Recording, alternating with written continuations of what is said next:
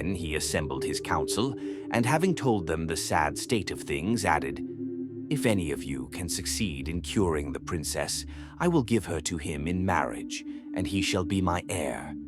An elderly emir present, fired with the desire to possess a young and lovely wife and to rule over a great kingdom, offered to try the magic arts with which he was acquainted. "You are welcome to try," said the king, "but I make one condition, which is that should you fail, you will lose your life."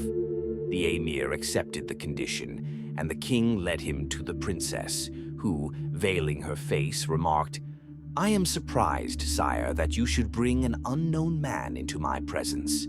"You need not be shocked," said the king. "This is one of my emirs who asks your hand in marriage." "Sire," replied the princess, "this is not the one you gave me before and whose ring I wear. Permit me to say that I can accept no other." The emir, who had expected to hear the princess talk nonsense, finding how calm and reasonable she was, assured the king that he could not venture to undertake a cure, but placed his head at his majesty's disposal, on which the justly irritated monarch promptly had it cut off. Now it happened that after things had been going on in this way for some time, the nurse's son Camaralzaman returned from his travels. He had been in many countries and learnt many things, including astrology. Needless to say that one of the first things his mother told him was the sad condition of the princess, his foster sister.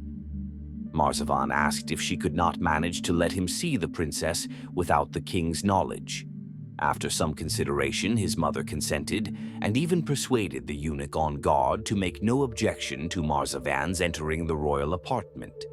The princess was delighted to see her foster brother again, and after some conversation she confided to him all her history and the cause of her imprisonment. Camaralzaman listened with downcast eyes and the utmost attention. When she had finished speaking, he said, "If what you tell me, princess, is indeed the case, I do not despair of finding comfort for you. Take patience yet a little longer. I will set out at once to explore other countries, and when you hear of my return, be sure that he for whom you sigh is not far off." So saying, he took his leave and started next morning on his travels. Camaralzaman journeyed from city to city, and from one island and province to another, and wherever he went he heard people talk of the strange story of the Princess Badoura, as the Princess of China was named. After 4 months, he reached a large populous seaport town named Torf, and here he heard no more of the Princess Badoura, but a great deal of Prince Camaralzaman, who was reported ill, and whose story sounded very similar to that of the Princess Badoura. Camaralzaman was rejoiced and set out at once for Prince Camaralzaman's residence. The ship on which he embarked had a prosperous voyage till she got within sight of the capital of King Shahzaman. But when just about to enter the harbor, she suddenly struck on a rock and foundered within sight of the palace where the prince was living with his father and the Grand Vizier. Camaralzaman, who swam well, threw himself into the sea and managed to land close to the palace, where he was kindly received, and after having a change of clothing given him, was brought before the Grand Vizier.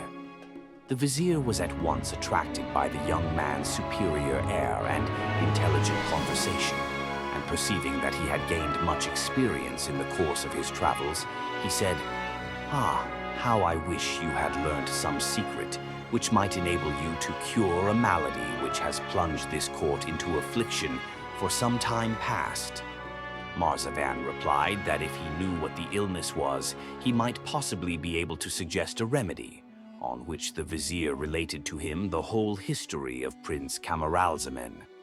On hearing this, Camaralzaman rejoiced inwardly, for he felt sure that he had at last discovered the object of the Princess Badoura's infatuation.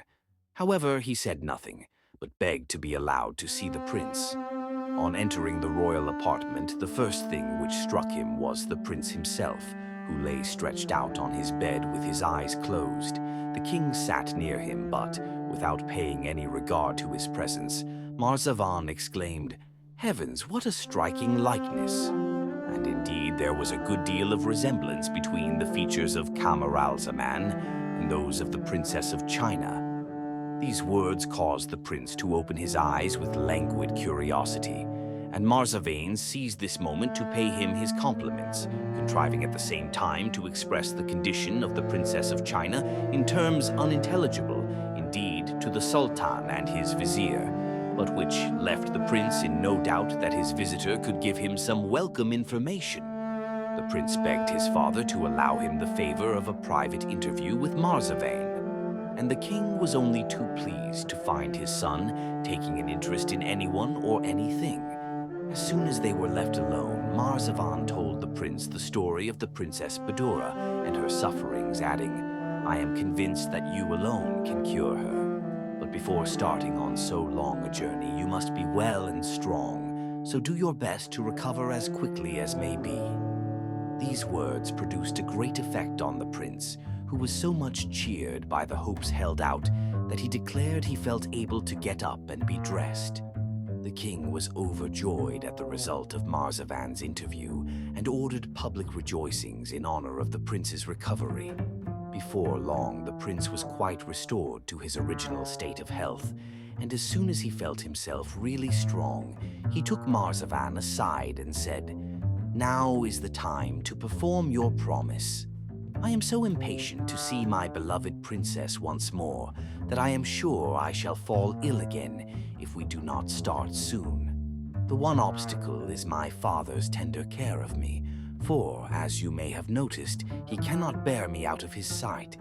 "Prince," replied Marzavan, "I have already thought over the matter, and this is what seems to me the best plan. You have not been out of doors since my arrival. Ask the king's permission to go with me for 2 or 3 days hunting, and when he has given leave, order 2 good horses to be held ready for each of us. Leave all the rest to me." Next day, the prince seized a favorable opportunity for making his request, and the king gladly granted it on condition that only 1 night should be spent out for fear of too great fatigue after such a long illness.